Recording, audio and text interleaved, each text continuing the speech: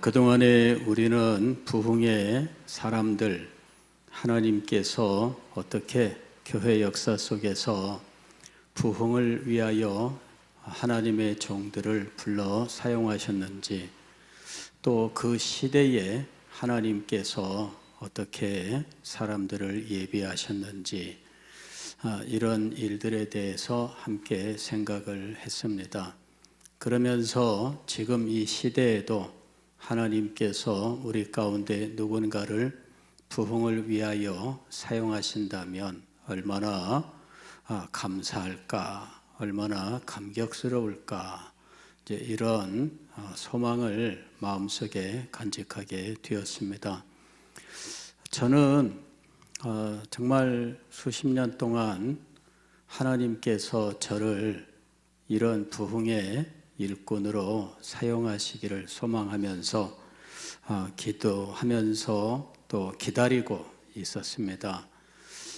그러나 참 이런 일들은 아직 하나님의 때가 아니었는지 그렇게 봐야 되겠지요. 아직 영광스러운 부흥의 때는 우리에게 임하지 않았습니다. 과거에 로이드 존스 목사님도 부흥을 그렇게 간절히 열망하고 소망하고, 그래서 부흥을 잊어버린 사람들에게 부흥을 다시 깨우치는 일을 감당했습니다마는, 그러나 그분도 부흥을 보지는 못했습니다. 자기가 목회하는 교회에서 자기의 목회 사역 속에서 하나님의 은혜는 있었지만, 그러나 그가 소망했었던 시대를 바꾸어 놓는, 그리하여 교회가 완전히 변화되고 배역의 물줄기를 되돌리는 이런 부흥은 보지 못했습니다. 그는 그 부흥을 간절히 소망하다가 1904년 부흥이 있었던 서쪽 웨일즈, 서쪽에 가장 끝에 그곳에서 이제 자기의 무덤을 만들어 놓고 거기서 부흥을 기다리면서 또 부활을 기다리면서 그렇게 지내고 있습니다. 제가 그 무덤을 찾아갔는데 뉴캐슬 엠린이라고 하는 이 1904년 대부흥이 있었던 그 현장에서 가까운 중심, 도시라고 말하기에도 좀 작은 그런 곳입니다. 우리로 치면은 왜 옛날에 읍 같은 경우에는 그냥 그 시외버스 지나가는 그냥 그 곳이잖아요. 시외버스 정류장 있고. 그런 정도의 크기의 도시예요. 근데 이제 그 근처에서 이제 1904년 부흥의 불길이 불타오르게 되었고, 이제 그곳이 이제 그 웨일즈 장로교회에 이제 신학교가 있어서, 이제 신학교 입학생들이 이제 그 당시에 이 부흥 집회에 많이 참석을 하면서 부흥의 불길이 일어나게 되었는데, 그 가까운 곳에 그걸 지나서 참 이 산자락을 따라서 이 나무도 없는 이런 구릉이 이렇게 이어지는 그 계곡 바로 그 옆에 이 공동묘지가 있는데, 그 공동묘지 한가운데에 이번에 무덤이 있어요. 제가 이제 그 무덤을 찾아가서 따사로운 어느 날 무덤을 가서, 참 평화로운 무덤이지만 이제 의문을 가진 건 뭐냐면은, 이분이 하고 많은 이 매장지 가운데 여기에다가 무덤을 쓴 이유가 무엇일까? 그게 궁금했어요. 지금 그것을 물어볼 수 있는 그런 분들은 아무도 없고, 또 그런 분들을 제가 지금 있다 한들 찾아가서 물어볼 수도 없고 혼자 궁금하게 여겼습니다. 왜 여기다 무덤을 썼나? 그분의 전기를 아무리 읽어봐도 거기와 연관이 있는 자기의 생애 속에 연관이 있는 이런 사람이라거나 사건이라거나 지역이라거나 아무것도 없어요. 왜 이렇게 뜬금없이 생뚱맞게 무덤을 여기다 썼을까? 나중에 제가 내린 저 나름대로 결론은 이분이 부흥을 소망하다가 거기에다가 무덤을 썼나 보다. 이렇게 제 혼자 속으로 결론입니다. 맞느냐? 나중에 천국 가서 채점을 해봐야 됩니다. 예, 맞습니까? 하고 가서 여쭤봐야 됩니다. 그러나 그분의 생애와 그 생애의 소망을 볼 때에는 아마도 그게 맞을 것 같아요. 그분은 부흥을 소망하고 부흥의 그 현장, 바로 그 가까운 곳에 아마 무덤을 쓰고 부흥을 기도하지 않았을까 이렇게 생각을 합니다. 오늘 우리가 읽은 이 하박국서, 이 하박국의 기도입니다.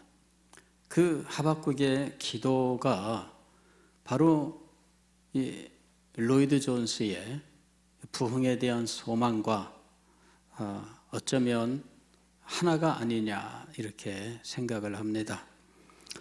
2절 말씀을 보면은 기도의 내용이 이렇게 시작됩니다. 여호와여, 내가 주께 대한 소문을 듣고 놀랐나이다. 여기에 소문이라고 하는 것은 여기저기 떠돌아다니는 이런 이야기를 말하는 게 아닙니다.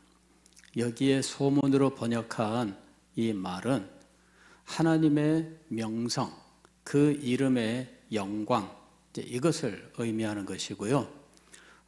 하나님의 명성, 하나님의 그 이름의 영광, 이것이 지금 들려온 겁니다.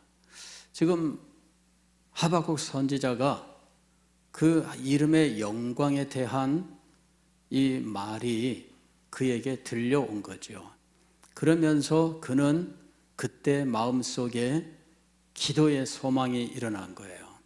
간절한 기도의 소망이 일어났는데 그가 그때 기도했던 것은 주님의 일, 이것에 대한 겁니다.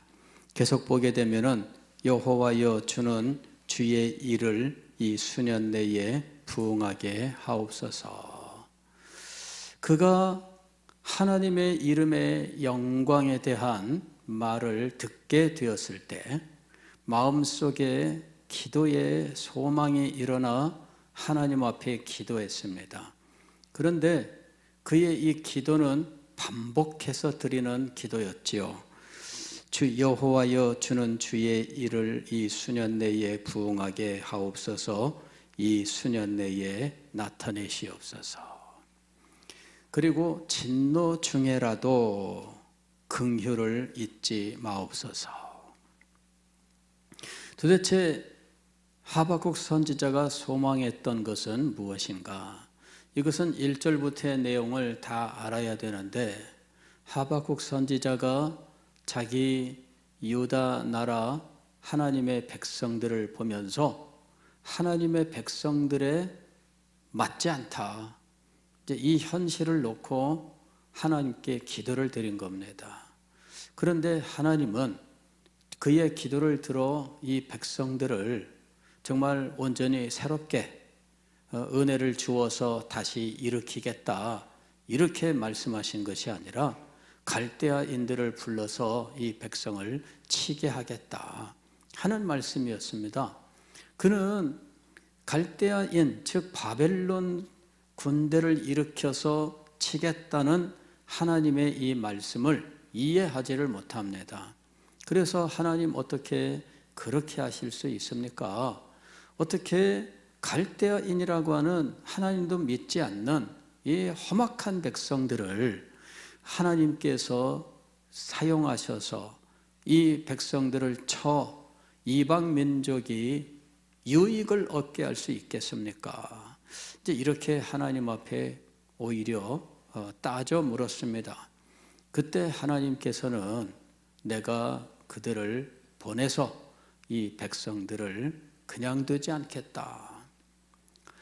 이 하박국 선지자가 과연 하나님 말씀하신 대로 하시렵니까?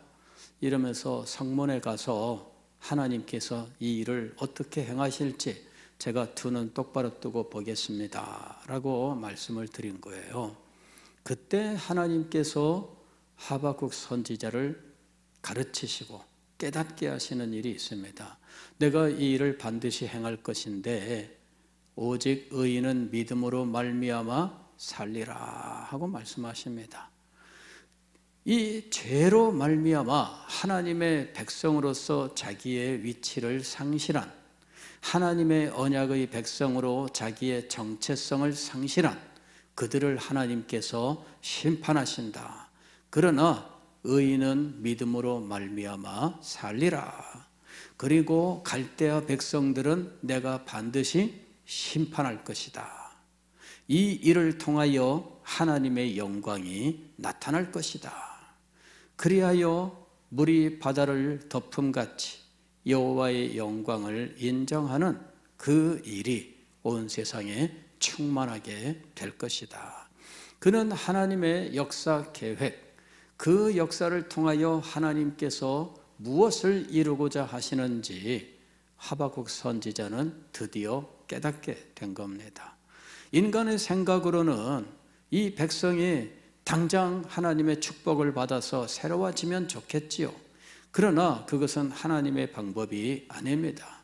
범죄한 자들을 무조건 용서하는 것, 그리하여 그들을 무조건 축복하는 것, 그것은 하나님의 뜻이 아닙니다.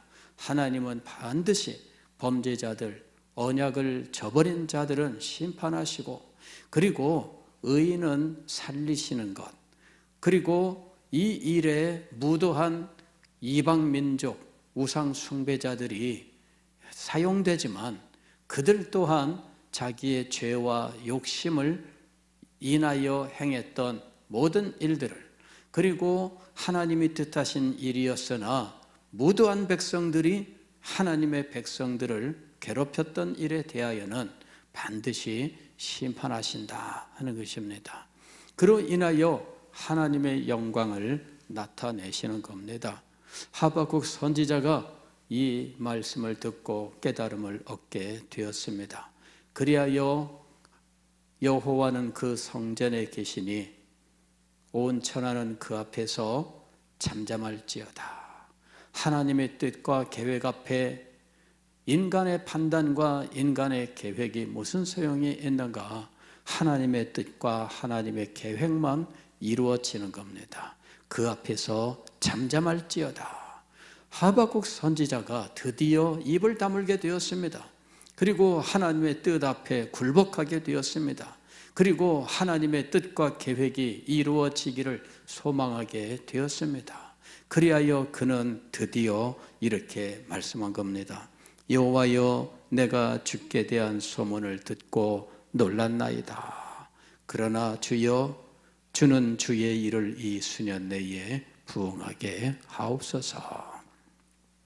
그의 마음속에 이제는 하나님의 뜻이 이루어지기를, 하나님의 계획이 이루어지기를, 하나님께서 작정하신 모든 것들이 이루어지기를, 내 뜻이 이루어지고 내 바람이 이루어지고 내가 생각했던 방식으로 이 일이 이루어지는 것이 아니라, 내가 좋아하는 방식으로 일이 이루어지는 것이 아니라 하나님이 원하시는 대로입니다. 우리는 내 뜻대로 혹은 내가 바라는 방식대로 내가 원하던 어떤 모양으로 일들이 이루어지기를 원합니다. 많은 사람들이 그렇게 생각을 해요. 우리 교회를 두고도 우리가 원하는 방식으로 우리 교회가 되었으면 하는 것이 있습니다. 교회가 부흥된다면 내가 원하는 방식대로 내가 생각했던 모습으로 이루어지기를 원합니다. 그것이 우리의 생각이에요. 우리의 바람입니다. 그러나 교회는 내가 원했던 방식으로 내가 원하는 모양으로가 아닙니다. 교회는 오직 하나님이 원하시는 대로, 하나님이 계획하신 대로, 하나님이 뜻하시는 대로 이루어져야 되는 것이죠. 우리는 이것을 알아야 됩니다. 우리 서대신교회가 잘 되기 위해서 어떻게 해야 될까? 무슨 일을 해야 될까? 어떤 방식으로 될까? 우리들은 나름대로 생각을 가지고 있습니다. 목사는 목사대로 그런 생각을 가지고 있고, 또 당회원은 당회원대로 그런 생각을 가지고 있고, 성도들은 성도들대로 그런 생각을 가지고 있어요. 그리고 각자 자기들이 원하는 대로 되지 않으면 불만을 가지게 되어 있습니다. 그것이 어떤 회에서 일어나면 회에서 분쟁이 일어나게 되는 것이고요. 그러나 그때 우리가 다 하나님 앞에서 잠잠해야 됩니다. 하나님이 살아계시고 하나님께서 당신의 뜻하신 대로 당신의 주권을 따라서 모든 일들을 행하실 겁니다. 그 앞에서 우리 모두는 잠잠해야 됩니다. 하나님, 주님의 뜻대로 하시옵소서. 우리는 부흥이 하나님의 일이라고 하는 사실을 알아야 됩니다. 그리고 이것은 전적으로 하나님에게 달려있다고 하는 사실을 알아야 됩니다. 우리가 소망하기는 하지만, 그러나 언제, 어느 때, 어느 곳에서 누구를 사용하실지에 대해서는 전적으로 하나님에게 달려있다라고 하는 사실을 인정해야 됩니다. 다만 소망하는 것은 이 일을 이루실 때에 하나님, 저 같은 자라도 주님께서 불러주시면 순종하겠나이다. 가장 작은 곳에서라도, 그 작은 한 쪼가리의 일이라도 제가 그 일에 섬길 수 있게 되기를 원합니다. 우리 교회가 그 영광스러운 일에 작은 한 부분이라도 섬기는 은혜를 주시면 감사합니다. 이러면서 하나님의 역사를 소망해야 된다는 것입니다. 우리가 부흥을 기다리는 것은 하나님의 영광을 기다리는 것입니다. 하나님의 크신 은혜가 이 땅에 임하기를 원하는 것은 하나님의 영광 때문입니다. 오늘 우리가 하나님의 영광 때문에 소망한다고 하는 이 확실한 원칙을 세워야 돼요. 내가 잘나기 위해서, 우리 교회가 번듯하게 드러나기 위해서 아닙니다. 하나님의 영광 때문입니다. 다만 하나님께서 당신의 영광을 나타내실 때에 우리가 그 작은 한 그 부분이라도 섬길 수 있다면 주여 우리를 사용하여 주옵소서. 바로 그겁니다. 우리는 이 시대를 보고 때로는 절망하고 때로는 안타까워하고 여러 가지로 복잡한 감정을 가지고 지내왔습니다.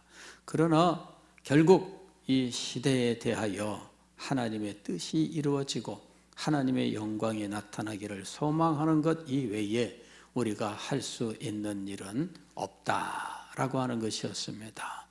하나님, 당신의 뜻이 있는 줄을 믿습니다.